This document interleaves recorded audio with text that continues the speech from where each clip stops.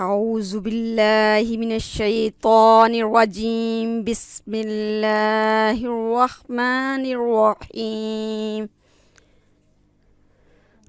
وَإِذْ قَالَ مُوسَىٰ اور جب کہا موسیٰ علیہ السلام نے لِقَوْمِهِ اپنی قوم کے لیے اِنَّ اللَّهَ بے شک اللہ تعالیٰ یأمرکم حکم کرتا ہے تم کو ان تذبحوا یہ کہ تم ذبح کرو باقرہ گائے کو۔ قالوا کہنے لگے اتتخذونا کیا تو ہم سے مذاق کرتا ہے، ہزوا مذاق۔ قال کہا حضرت موسیٰ علیہ السلام نے اعوذ باللہ میں پناہ میں آتا ہوں اللہ تعالیٰ کی ان اکونا من الجاہلین کہ میں ہو جاؤں من الجاہلین جاہلوں میں سے۔ اس آیت میں بنی اسرائیل کا ایک واقعہ جو ہے وہ بیان ہو رہا ہے۔ تو بنی اسرائیل میں ایک شخص بہت مالدار تھا، اس کی ایک لڑکی ہی تھی اور ایک بھتیجا تھا، اور اس کی کوئی اور اولاد نہیں تھی۔ بھتیجے نے دیکھا کہ جو ہے چچا جو ہے وہ بوڑھا ہو رہا ہے اور مر ہی نہیں رہا، تو اس کو کیا پڑ گئی، لالچ پڑ گئی کہ کسی طرح اس کی جو دولت جو ہے میں اس کو اکٹھا کروں، تو کیوں نہ اسے میں مار ڈالوں تاکہ اس کی لڑکی سے نکاح بھی کر لوں اور قتل کی تہمت جو ہے وہ میں کسی اور پر رکھ کر دیت بھی وصول کر لوں، مقتول کے مال کا مالک بھی بن جاؤں۔ اس شیطانی وسوسوں کو پختہ کرنے کے لیے ایک دن موقع پا کر اپنے بوڑھے چچا کو قتل کر کے مقتول کو کسی اور جگہ پر رکھ آیا، اور پھر لوگوں سے جو ہے وہ خون کا مطالبہ کرنا شروع کر دیا اور جھگڑنا شروع کر دیا۔ اور یہ جب جھگڑا بڑھ گیا اور زیادہ ہو گیا کہ تو کسی عقل مند نے کہا کہ جاؤ، اللہ کا پیغمبر اس وقت موجود ہے حضرت موسیٰ علیہ السلام، تو ان کے پاس یہ فیصلہ لے جاؤ اور ان سے جو ہے اس کا حل جو ہے مانگو۔ مقدمہ جو ہے حضرت موسیٰ علیہ السلام کی عدالت میں پیش ہو گیا، اور حضرت موسیٰ علیہ السلام نے اللہ تعالیٰ سے دعا کی تو اللہ تعالیٰ نے وحی نازل فرمائی کہ گائیں ذبح کر لو اور اس کے گوشت کا ایک ٹکڑا اس لاش پر مارو۔ لہٰذا اگلی آیات میں حضرت موسیٰ علیہ السلام اور اللہ تعالیٰ کا جو ہے مکالمہ قلم بند کیا گیا ہے قرآن پاک میں۔ اگلی آیتیں ذرا توجہ سے سنیے گا۔ قالوا ادع لنا، وہ پھر قوم کہنے لگی ہمارے لیے دعا کیجئے ربک اپنے رب سے، یبین لنا وہ بیان کرے لنا ہمارے لیے، ما ہیا کیا ہے وہ گائیں۔ قال کہا انہو بے شک یقول تیرا رب کہہ رہے ہیں کہ انہا بقرۃ کہ وہ گائیں ہو لا فارض ولا بکر کہ نہ وہ بوڑھی ہو، ولا بکر اور نہ ہی وہ بچہ ہو، اوان بین ذالک وہ ان دونوں کے درمیان میں اس کی عمر ہو۔ ففعلوا اور کر گزرو ما تؤمرون جو تمہیں حکم دیا جا رہا ہے۔ واقعہ یاد کرو جب موسیٰ علیہ السلام نے اپنی قوم سے کہا کہ اللہ تمہیں ایک گائے ذبح کرنے کا حکم دیتا ہے، کہنے لگے کیا تو ہم سے مذاق کرتے ہو؟ موسیٰ علیہ السلام نے کہا میں اس سے خدا کی پناہ مانگتا ہوں کہ جاہلوں کی سی باتیں کروں۔ بولے اچھا اپنے رب سے درخواست کرو کہ وہ ہمیں اس گائے کی کچھ تفصیل ہی بتا دیں۔ حضرت موسیٰ علیہ السلام نے کہا اللہ کا ارشاد ہے کہ وہ ایسی گائیں ہونی چاہیے جو نہ بوڑھی ہو نہ بچہ ہو بلکہ اوسط عمر کی ہو، لہٰذا حکم دیا جاتا ہے اس کی تعمیر کرو، پھر کہنے لگے اپنے رب سے یہ اور پوچھ دو کہ اس کا رنگ کیسا ہو۔ موسیٰ علیہ السلام نے کہا، اللہ تعالیٰ فرماتے ہیں زرد رنگ کی گائیں ہونی چاہیے جس کا رنگ ایسا شوخ ہو کہ دیکھنے والے کا جی خوش ہو جائے۔ پھر وہ بولے اپنے رب سے صاف صاف پوچھ کر بتاؤ کیسی گائیں مطلوب ہے، ہمیں اس کی سمجھ نہیں آ رہی۔ قالو کہنے لگے، قالو ادع لنا دعا کیجئے، لنا ہمارے لیے، ربا کا اپنے رب سے، یبین لنا وہ بیان کرے، ما لونہا کہ اس کا رنگ کیا ہے۔ قال کہا، انہو یقولو کہنے لگے حضرت موسیٰ علیہ السلام، اللہ تعالیٰ فرماتے ہیں انہا بقرۃ کہ وہ گائیں ہو صفراء زرد رنگ کی، فاقع لونہا اس کا رنگ جو ہے وہ اچھا سا ہو، تسر الناظرین جو خوش کر دے دیکھنے والوں کو۔ قالوا ادع لنا وہ کہنے لگے لنا دعا کیجئے ہمارے لیے، ربا کا اپنے رب سے، یبین لنا کہ وہ بیان کرے، ما ہیا کیا ہے وہ، ان البقرہ بے شک گائیں جو ہے، تشابہ مشتبہ ہو گئی ہے، مشکل میں پڑ گئے ہیں ہم، علینا ہم پر وہ مشتبہ ہو گئی ہے، ہمیں سمجھ نہیں آ رہی کہ وہ کیسی ہے۔ وَإِنَّا اور بے شک ہم، انشاء اللہ بے شک اگر اللہ نے چاہا، لامہتدون ہم ہدایت پا جائیں گے۔ دیکھیں بنی اسرائیل نے بار بار سوال کر کے اپنے آپ کو مشکل میں ڈالا۔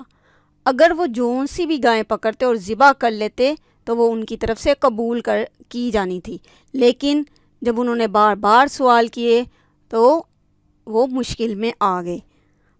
یہاں پر اکتفا نہ کیا بلکہ انہوں نے کیا کیا، آگے پھر سوال کرنے لگ گئے۔ قالا کہا، انہو یقول انہا بقرۃ کہا بے شک اللہ تعالیٰ رب العزت جو ہے وہ کہتے ہیں کہ وہ گائیں ہوں ایسی، انہا بے شک وہ گائیں، بقرہ گائیں، لا ذلول تثیر الارض کہ نہ اس نے زمین میں کھیتی باڑی کی ہو، ولا تسقی الحرث اور نہ اس نے کھیتیوں کو پانی پلایا ہو، مسلمۃ تندرست ہو، لا شیاۃ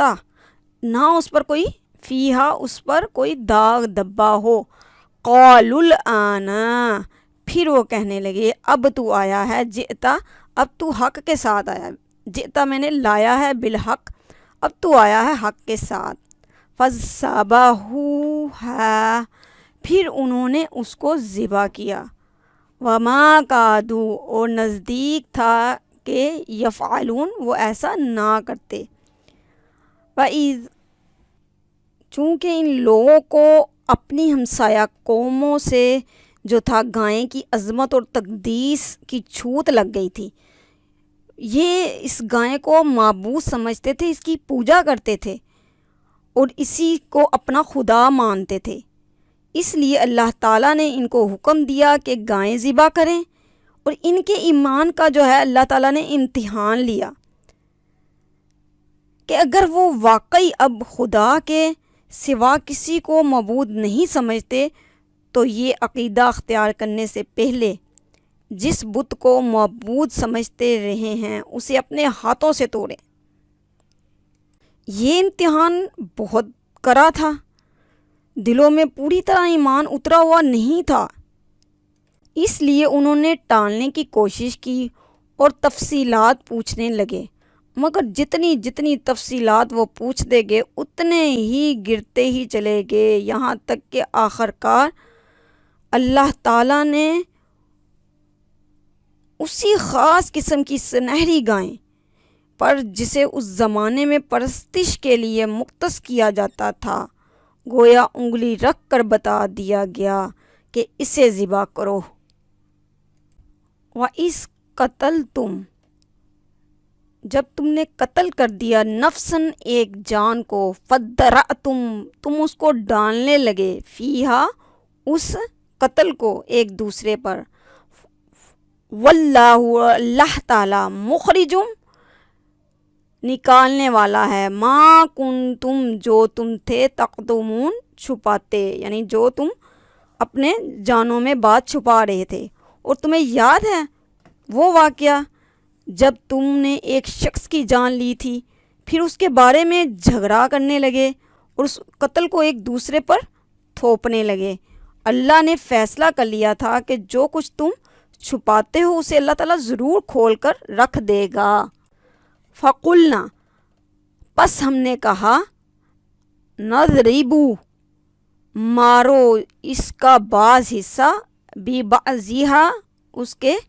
بعض حصے کے ساتھ، کذالک، اسی طرح، یحیی اللہ الموتیٰ، اللہ تعالیٰ جو ہے وہ زندہ کرتے ہیں موتیٰ، مردوں کو، وَیُریکُمُ، اور دکھاتے ہیں،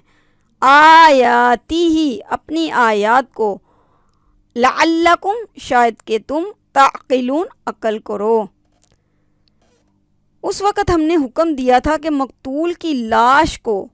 اس کے ایک حصے سے ضرب لگاؤ، دیکھو اس طرح اللہ مردوں کو زندگی بخشتا ہے اور وہ تمہیں اپنی نشانیاں دکھاتا ہے